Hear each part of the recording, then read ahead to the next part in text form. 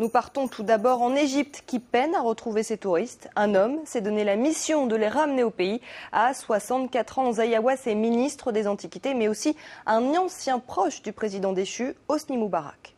Accusé par ses détracteurs de faire de l'archéologie un véritable business, il a été mêlé à des affaires de corruption et pointé du doigt dans les pillages des musées du Caire. Des accusations qui ne l'empêchent pas de créer l'événement médiatique comme il y a quelques jours sur le site de Khéops. Son portrait par Sonia Dridi. Alors que guides et chameaux s'ennuient au pied des pyramides, un homme met tout en œuvre pour que la vie reprenne autour du site.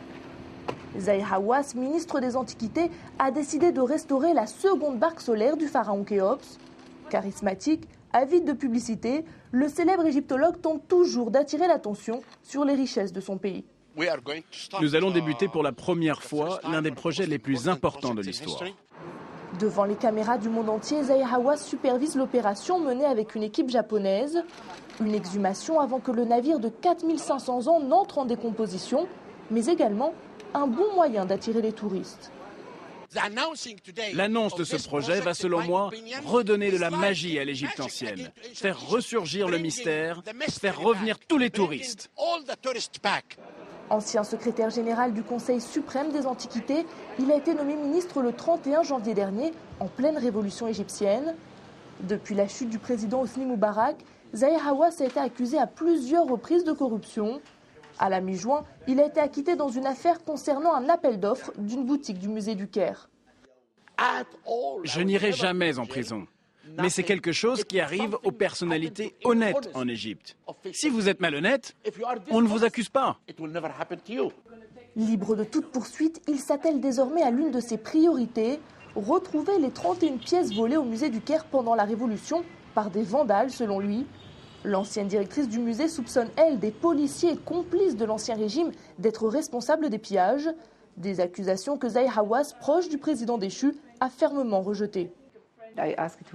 J'ai demandé aux gens du musée qui a fait cela et ils m'ont dit les gardes ou les policiers.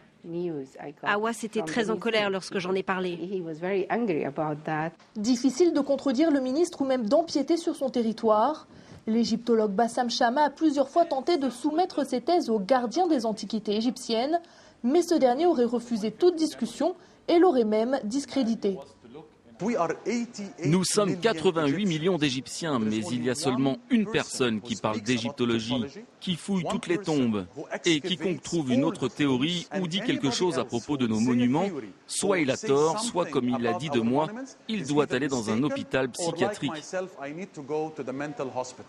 Bassam aimerait que plus de place soit accordée à la nouvelle génération d'archéologues.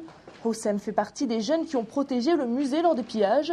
Comme de nombreux révolutionnaires, il réclame aujourd'hui la démission du ministre des Antiquités. Lorsque Moubarak était au pouvoir, Hawass voulait que le régime reste en place. Et ensuite, il a dit qu'il était pour la révolution.